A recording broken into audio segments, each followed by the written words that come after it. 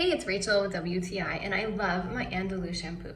I love the ingredients in this, I love how it smells, and I love how it makes my hair feel. I've noticed that this shampoo does help to give my hair more volume.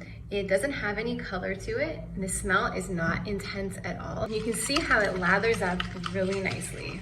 It does a great job at getting all the product out of my hair without drying it out as well. The smell is so wonderful. Just having your shower fill up with lavender. I love it.